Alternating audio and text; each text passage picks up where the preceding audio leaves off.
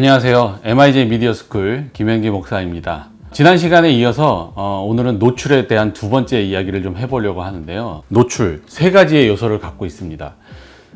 사진이나 영상이나 다 마찬가지인데요. 기본적으로 조리개, 렌즈가 할 수 있는 역할입니다. 두 번째, 셔터 스피드, 바디가 할 수 있는 역할입니다. 세 번째, ISO. 요건 조금 다른 얘기라 나중에 다시 한번 이야기를 하겠습니다. 이 세 가지의 요소를 가지고 우리는 카메라가 어떤 카메라든지 갖고 있는 그 노출 값을 정하게 됩니다. 자, 오늘 그 두 번째 시간 셔터 스피드에 대한 이야기를 좀 해보려고 합니다. 조리개는 렌즈가 날을 통해서 빛을 조절을 합니다. 그래서 빛의 양을 조절을 할 때 첫 번째 관문입니다. 그럼 두 번째, 오늘 이야기하고자 하는 셔터 스피드. 과연 이건 뭘까요? 네, 그럼 두 가지의 단어의 조합이죠. 셔터, 또 하나는 스피드. 셔터라고 얘기를 하는 거는 카메라에 있어서 우리가 누르는, 그걸 보통 셔터라고 하는데, 실제로는 그걸 누르면 무엇이 작동하냐 하면 카메라 안에 있는 셔터막이라고 하는 게 있습니다. 그 셔터막이 실제로 이 뒤에 있는 이 필름 혹은 이미지 센서가 열려 있는데, 이 상태에서 셔터의 막이 탁탁 하고 올라갔다가 내려갑니다. 이게 바로 우리가 흔히 듣는 셔터 소리입니다. 찰칵. 네, 바로 이런 카메라들은요, 다 그런 소리가 납니다. 혹시 들리시는지 모르겠지만, 네, 뭐가 이렇게 번쩍하고 움직이죠. 이게 바로 셔터 바디가 가지고 있는 셔터의 움직임입니다. 이 셔터가 얼마나 빨리 움직이느냐, 이 셔터막이 얼마나 빨리 움직이느냐가 바로 셔터의 스피드를 결정을 하게 됩니다. 그런데 이 원리는 지금 이런 아날로그 카메라, 옛날 기계식 카메라뿐 아니라 사실 지금 나오는 모든 디지털 카메라에도 같은 원리, 비디오 카메라에도 같은 원리가 적용이 됩니다. 원리가 같다는 것이지 셔터 자체의 구조가 같다는 것은 아닙니다. 셔터는 굉장히 좀 아날로그 카메라들과 지금 나오는 디지털 카메라들하고는 조금 달라요. 그래서 이것들을 이야기하자면 굉장히 이야기가 많은데, 예를 들어서 어떤 셔터를 쓰느냐, 포컬 프레임이냐, 아니면 전자식 셔터냐, 전자식 셔터 안에서도 어떤 것이 더 빨리 동조가 되느냐, 여러 가지의 이야기들이 있을 수 있지만, 이 안에서 그런 기술적인 이야기를 다루고자 하는 것이 아니라 셔터가 얼마나 빨리 움직이는 이 셔터 스피드가 과연 우리에게 어떤 역할을 하면서 어떠한 영향을 끼치는가를 우리는 이야기를 하려고 합니다. 자, 지난번에 이야기했듯이 조리개를 이야기를 했지만, 조리개는 그 날이 움직임으로 인해서, 날의 변화를 줌으로 인해서 그 크기의 빛의 양을 조절하는 첫 번째입니다.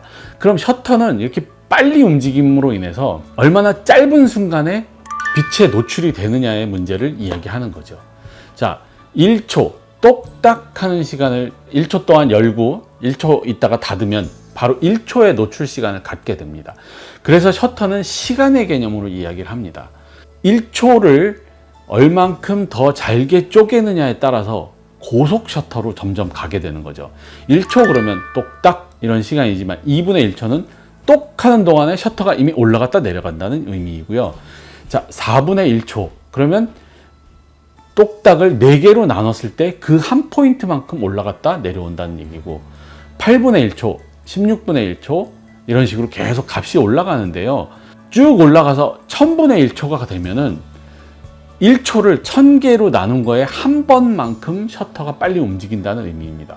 눈 깜빡할 사이보다도 훨씬 빠른 시간 안에 셔터가 움직이고 내려오는 거죠. 자, 우리는 셔터를 지금 1초 단위로, 시간으로 표시한다는 것을 말씀을 드렸습니다. 그렇다면 이 셔터의 스피드가 빠른 것과 셔터의 스피드가 느린 것, 즉 우리가 대부분의 카메라들은 이 몇 분의 몇이라는 표시에서 이 분자는 다 빼버립니다. 왜냐하면 1초를 나눈 시간이기 때문에. 예를 들어서 15라고 써 있으면 셔터 스피드가 15라는 의미는 15분의 1초이고, 250 이렇게 써 있을 때는 250분의 1초이고, 1000 이렇게 됐을 때는 1000분의 1초인데 1이라는 개념, 1초를 몇 개로 나눴다는 의미의 1초는 다 빼버리고 숫자가 500, 1000 이런 식으로 표시가 되어 있습니다. 자, 그렇다면 우리에게 중요한 것, 셔터가 번쩍하고 잠깐 움직일 동안에 그 숫자는 도대체 무슨 차이가 있겠습니까? 네, 셔터는 빠르고 느리고가 어떤 의미가 있냐면 사진에 혹은 영상에 남는 궤적을 나타냅니다. 즉 셔터가 빨리 그만큼 아주 1초를 잘게 쪼개서 짧은 순간, 찰나의 순간을 잡았다 의미하는 것은 굉장히 정지된 순간을 보여줍니다. 제가 지금부터 예시의 몇 가지의 사진들을 보여드리겠습니다. 지금 보시고 있는 것들은 대부분 셔터가 아주 굉장히 고속, 빠르게 셔터를 끄는 사진들입니다. 그랬을 때 사진은 이렇게 빠른 움직임이 있는 영상들임에도 불구하고 굉장히 아주 정지된 것 같은 순간을 나타내고 있습니다. 자, 이번에는 반대로 굉장히 저속의 셔터들, 느린 셔터들을 이용을 한 영상과 사진들을 보여드리겠습니다. 제일 많이 볼 수 있는 것이 무엇이냐면 야경 사진입니다. 야경은 굉장히 아주 삼각대에다 받쳐놓고 흔들리지 않게 굉장히 긴 시간 노출을 주고 셔터를 열어둡니다. 그러면 그 셔터가 열린 시간 동안에 그것이 뭐 10초가 됐던 20초가 됐던 뭐 8초가 됐던 그 열린 시간 동안의 움직임, 모든 빛의 움직임들이 다 궤적처럼 남게 됩니다. 바로 이것이 셔터 스피드가 갖고 있는 의미입니다. 셔터 스피드를 저속으로 했을 때는 예를 들면 폭포수에 흘러내리는 물처럼 진짜로 표현이 된다든지 어떤 사람의 움직임이 이렇게 계속 여기서부터 여기까지 움직이는 사람의 모습들이 계속 마치 고스트처럼 귀신처럼 이렇게 나타나서 뒤에 이렇게 움직임이 잔상이 남아있다든지 이런 현상들은 대부분 저속 셔터를 통해서 많이 나타나는 현상입니다. 그런 것들을 다 셔터 스피드의 조절을 통해서 만들 수가 있기 때문입니다. 자, 셔터 스피드가 의미하는 사진의 혹은 영상에서의 역할을 이해하신다면 우리는 지난 시간에 배운 조리개와 셔터 스피드의 상관관계에 대해서 한 번 더 생각을 해봐야 됩니다. 예를 들어서 우리가 원할 어떤 영상과 사진을 찍을 때 카메라는 적정한 노출을 항상 알려줍니다. 물론 가지고 다니는 노출계를 쓰는 경우도 많이 있습니다. 전문적으로 사진을 하시는 분들 같은 경우에 노출계를 입사식 혹은 반사식 노출계를 이용을 해가지고 지금 내가 찍고자 하는 환경이, 내가 지금 촬영하고자 하는 환경이 노출이 얼마가 나오는지를 측정을 하게 됩니다. 그러나 사실은 우리가 가지고 있는 모든 사진기들은 그 노출을 측정할 수 있는 노출계가 내장되어 있다고 보시면 됩니다. 물론 정확도에 있어서 뭐 여러 가지 또 입사식이냐 반사식이냐 뭐 여러 가지의 또 뭐 스파 측광이냐 아니면 뭐 다중 측광이냐 여러 가지 측광 방식에 따라서 다른 이야기들이 나올 수 있지만 우리가 조금 더 그거는 전문적으로 공부할 때 얘기고 기본적으로 빛의 양을 측정을 해서 내가 지금 이걸 찍으려면 이 장면을 담고 싶을 때 얼마만큼의 빛의 양을 최소한 받아들여야 적정하게 찍히겠느냐라는 값을 카메라는 계산을 해서 주는 거죠. 예를 들어서 f4 그리고 125분의 1초라는 값을 카메라가 저에게 줍니다. 그랬을 때 저는 f4 125분의 1이라는 값을 기준점으로 갖고 있습니다. 즉 조리개 값은 4, 셔터 스피드는 125분의 1초를 찍으면 당신은 지금 이 빛의 양에서 적정한 사진을 찍을 수 있습니다라고 카메라는 알려준다는 거죠. 자, 그랬을 때 우리는 이것을 응용을 해야 합니다. 내가 원하는 사진이 어떤 사진, 내가 원하는 영상이 어떠한 느낌의 영상이냐에 따라서 우린 이 조합을 가지고 다시 계산을 할 수 있어야 된다는 거죠. 즉, 나는 또렷하게 어떤 한 인물, 예를 들어서 아이를 찍고 있는데 아이의 눈이 정말 포커스가 딱 맞는 사진을 찍고 싶고 아이의 눈 이외에 나머지는 다 아웃포커싱 되는 그런 결과물을 얻고 싶다고 했을 땐 지금 f4의 125분의 1이라는 값을 어떻게 변환시켜야 할까요? 완전히 정확하진 않지만 최대한 내가 원하는 사진, 내가 원하는 결과물에 근접하려면 내가 가지고 있는 렌즈에서 최대한 조리개를 개방시켜 줍니다. 즉 F값을 낮춰야 되죠.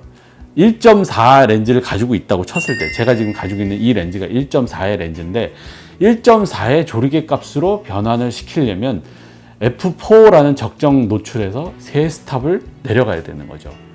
3스탑을 내려가면 F가 내려가면 구멍은 좀 더 크게 열리고 빛의 양은 많아집니다. 그렇다면 반대로 적정 노출을 가려면 셔터 스피드는 3스탑을 올라가야 됩니다. 즉 좀 더 짧은 순간에 짧은 셔터의 움직임으로 올라가 줘야 된다는 거죠. 세 스탑, 그걸 우리가 한 단계를 스톱이라고 표현을 하는데 125분의 1초에서 세 스탑을 올라가야 되는 거죠. 125분의 1초, 250분의 1초, 500분의 1초, 1000분의 1초 이렇게 세 스탑을 올라가야 F1.4에 대한 적정한 노출값 1000분의 1초 셔터 스피드의 값을 얻을 수가 있습니다. 이렇게 계산할 수 있어야 내가 원하는, 카메라는 나에게 적정한 노출값을 F4의 125분의 1이라고 알려줬지만 나는 내가 원하는 느낌을 살리기 위해서, 내가 원하는 아웃포커싱의 결과를 얻기 위해서 F-스톱은 밑으로 내리고 셔터 스피드는 위로 올리는, 거꾸로 계산을 해서 만들어낼 수가 있다는 거죠. 자, 반대의 경우를 생각을 해보겠습니다. 풍경 사진을 찍는다고 했을 때는 펜 포커스가 맞는 부분이 아주 많은 그런 딥포커스의 사진을 얻고 싶다, 그런 영상을 얻고 싶다고 했을 때는 F값이 더 많이 가야 됩니다. F8, F16 이런 식으로 더 조여서 구멍을 아주 작게 한 다음에, 그럼 반대로 셔터 스피드는 최대한 저속, 그것의 기준에 맞는 125분의 세 스탑을 다시 저속으로 내려서 예를 들어 60분의 1초 혹은 30분의 1초, 단순 수치 계산으로 따졌을 때 그렇게 계산을 할 수가 있다는 거예요. 그것이 바로 우리가 셔터 스피드와 조리개의 상관관계를 이용을 해서 우리가 원하는 창작물들, 원하는 결과물들을 얻어낼 수 있는 그런 계산법입니다. 바로 이것이 우리가 노출을 알아야 되는 이유고, 노출을 정확하게 이해를 하고 노출 값을 이해를 해야 카메라로 내가 원하는 영상 혹은 사진들을 결과물들을 얻어낼 수 있다는 겁니다. 자, 오늘 셔터 스피드, 지난 시간에 이어서 노출, 적정 노출, 셔터 스피드에 대한 이야기를 했는데요. 사실 지금 말씀드린 이 셔터 스피드에 대한 이야기는 조금 더 사진, 카메라에 관련된 이야기입니다. 왜냐하면 사실 비디오 캠코더들 혹은 DSLR들의 그 비디오 기능들은 또 이 셔터 스피드와 또 다른 상관관계들이 있습니다. 이거는 다음 시간에 프레임 레이트와 또 셔터 스피드와의 관계, DSLR들 혹은 비디오 캠코더에서의 그 세팅과 셔터 스피드와의 관계를 다시 한번 다루도록 하겠습니다.